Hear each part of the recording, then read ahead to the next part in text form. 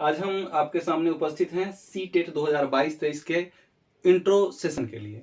आज मैं आपको बताऊंगा केंद्रीय शिक्षक पात्रता परीक्षा 2022-23 का आगाज हो चुका है। इसके नोटिफिकेशन आ गए हैं, लोगों ने फॉर्म फिलअप करना शुरू कर दिया है। फॉर्म फिलअप करने का लास्ट डेट 24 नवंबर तक है और फी सबमिशन का लास्ट डेट 25 नवंबर तक है। और एग्ज़ाम जो है सो हाफ ऑफ दिसंबर 2022 से जनवरी 2023 तक होने वाली है। अब हमको एक टारगेट करना पड़ेगा कि इस परीक्षा को हम कैसे सफल हों, इस परीक्षा को हम कैसे क्रैक करें। तो इसके लिए हम जो है सो कुछ प्लानिंग करेंगे। चूंकि समय कम है, प्लानिंग करेंगे तो ये आसानी से हो जाएगा। तो चलिए हम आगे आपको अभी बताते हैं। अब हम इसके सिलेबस की बात करेंगे, सब्जेक्ट की बात करेंगे। इसमें मुख्यतः 5 सब्जेक्ट हैं: EVS, maths, language 1, language 2 and CDP, child development programme. देखेंगे ईवीएस में जो आपको रहता है वो एनसीईआरटी बुक से रहेगा। मैथ्स में जो मैथ्स रहेगा, लैंग्वेज 1 इंग्लिश हिंदी जो लें, संस्कृत लैंग्वेज ये हिंदी, और बाल विकास। मैथ्स 2 पार्ट में बटा हुआ है। इसी तरह ईवीएस भी 2 पार्ट में, प्रायः सभी 2 पार्ट में, एक पेडागोगी और बाकी जो रहेगा वो। तो हम आपको बात करेंगे कि इस परीक्षा को क्रैक करने के लिए सबसे सफलतम तरीका क्या है। सबसे सफलतम तरीका ये है कि आप प्रीवियस ईयर क्वेश्चन को आप ज़्यादा से ज़्यादा सॉल्व करें, ज़्यादा से ज़्यादा बार बनाएं और देखें कि आपका क्या परफॉर्मेंस है, उसको बार बार रिवाइज करें। और ये सबसे सटीक तरीका है। दुनिया का कोई कोचिंग, कोई क्लासेस कर लें, लेकिन आप प्रीवियस ईयर के क्वेश्चन को जब तक आप सॉल्व नहीं करेंगे, प्रैक्टिस नहीं करेंगे, तो इसको सफल होना मुश्किल है। लेकिन ये बहुत आसान है, बहुत आसानी से आप कर सकते हैं। तो हम इसमें अभी आपका डिमांड होगा तो और सब्जेक्ट भी हम देखेंगे, लेकिन अभी हम इसके 2 पार्ट हैं। एक तो है मैथ्स जो हम पढ़े हैं आज तक, और दूसरा है पेडागोगी। ठीक है, हम इस मैथ्स की बात करेंगे। अभी आपको इस मैथ्स में के बारे में हम आपको बताएंगे। इसमें ढेर सारे चैप्टर्स हैं, जैसे नंबर सिस्टम, एलसीएम, एचसीएफ, संख्याओं की पहचान, गुणनखंड, क्षेत्रमिति, त्रिकोणमिति, औसत, लाभ हानि, इस तरह के कई प्रकार के प्रश्न आते हैं। प्रश्न के प्रकार छोटे छोटे होते हैं। आप इसको प्रैक्टिस करेंगे, हम एक सीरीज के रूप में इसको आपको बताएंगे और आप धीरे धीरे इसको समझ जाएंगे। तो चलिए अभी हम एक छोटा सा टॉपिक लेते हैं। चलिए अभी हम नंबर के बारे में बता रहे हैं। नंबर के कुछ बात को पहचानने का कोशिश कर रहे हैं। प्राकृत संख्या, नेचुरल नंबर किसको कहते हैं? गिनती की वह संख्या जो 1 से शुरू होकर के 2, 3, 4, 5 dot dot dot dot infinite तक जाता है, उसको हम क्या कहते हैं? नेचुरल नंबर, प्राकृत संख्या। समझ में आ गया? दूसरा पूर्ण संख्या। प्राकृत संख्या कहां से शुरू होती है? 1, 2, 3, 4 इनफाइनाइट तक। इसमें जब हम 0 से स्टार्ट कर देते हैं, यानी प्राकृत संख्या से पहले अगर शून्य लगा देते हैं, तो यह क्या हो जाता है? पूर्ण संख्या, यानी होल नंबर। तीसरा सम संख्या उसको कहते हैं जो 2 से विभाजित हो, उसको सम संख्या कहते हैं। जैसे 2, 4, 6, 8, 10 एंड सो ऑन। विषम संख्या उसको कहते हैं जो 2 से विभाजित नहीं हो, जैसे 1, 3, 5, 7, 9, 11, 13 एंड सो ऑन। इसके बाद अभाज्य संख्या उसको कहते हैं जो खुद और 1 के अलावे किसी से विभाजित नहीं हो। जैसे आप देख लें एग्जाम्पल 3 क्या है? 1 से विभाजित होगा और 3 से विभाजित होगा, इसके अलावे किसी से नहीं होगा। 5 क्या है? अभाज्य संख्या है। 7 क्या है? अभाज्य संख्या है। लेकिन 9 नहीं। 9 क्यों? 9 3 से विभाजित है, इसलिए 9 अभाज्य संख्या नहीं है।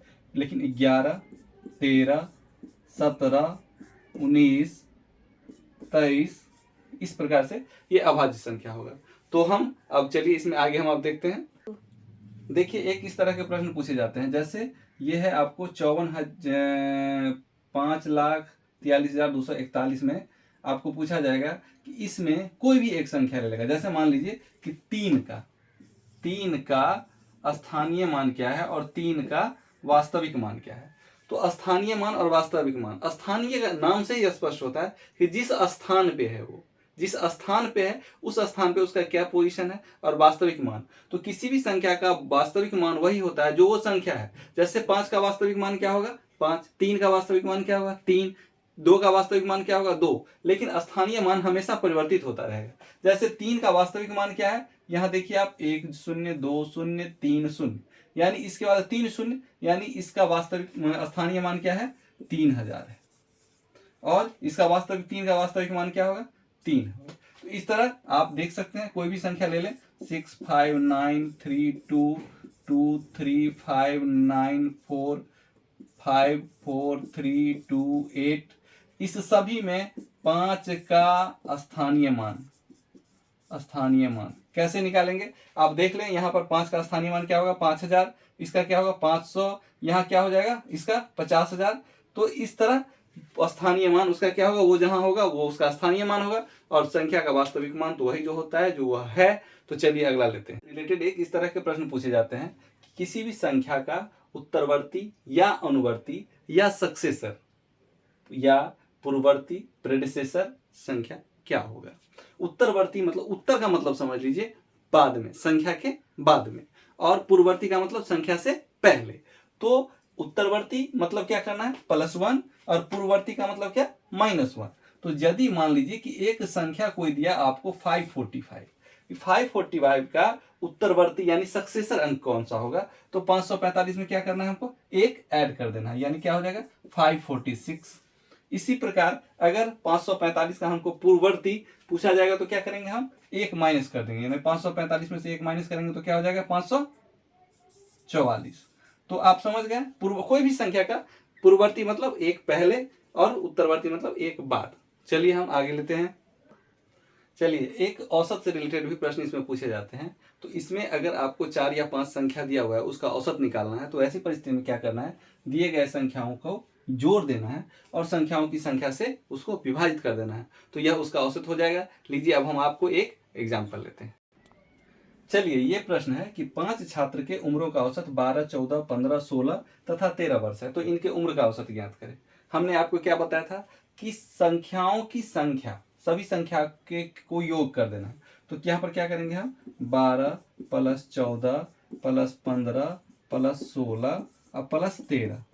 संख्याओं की संख्या कितनी है 1 2 3 4 5, यानी छात्रों की संख्या कुल कितनी है तो 5। तो ये हो जाएगा, डिवाइड कर देंगे इसको 5 से, तो क्या हो जाएगा यहाँ पर 3 6 9 5 14 4 18 2 20 के 0 हासिल 2 3 4 5 6 और 7 70/5, यानी 5 से भगा देंगे इसमें 70 में, तो क्या हो जाएगा ये कितने मरतबे कटेगा 14 मरतबे कटेगा, यानी इसका औसत क्या हो जाएगा 14। ये हो जाएगा आपका आंसर। चलते हैं। चलिए एक क्वेश्चन हम ले रहे हैं कि 4 संख्याओं का औसत 20 है, तो संख्याओं का योग ज्ञात करें। ठीक है, अब यहाँ पर औसत ही दिया, वहां पिछले सवाल में क्या था औसत निकालना था, यहाँ औसत हमको दिया हुआ है। तो ऐसी परिस्थिति में हमको जब योग निकालना होगा तो योग बराबर हो जाएगा औसत गुने संख्याओं की संख्या।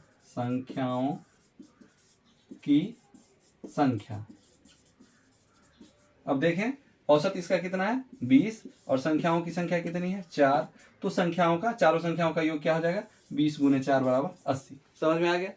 तो चलिए दोस्तों हम इस तरह के प्रश्न को लेकर के आते रहेंगे, और सीटेट 2022-23 के लिए जो है हम एक प्लेलिस्ट तैयार करने वाले हैं। आप कमेंट के माध्यम से हमको बताएं कि आपको क्या चाहिए, अगर बाल विकास से संबंधित प्रश्न चाहिए वो, या ईवीएस से रिलेटेड प्रश्न चाहिए वो। लेकिन हम तत्काल अभी मैथ्स का एक सीरीज शुरू किए हैं और इसका प्लेलिस्ट आपको दे देंगे आगे। तो चलिए आप मिलते हैं, आपको अगले वीडियो में मिलते हैं।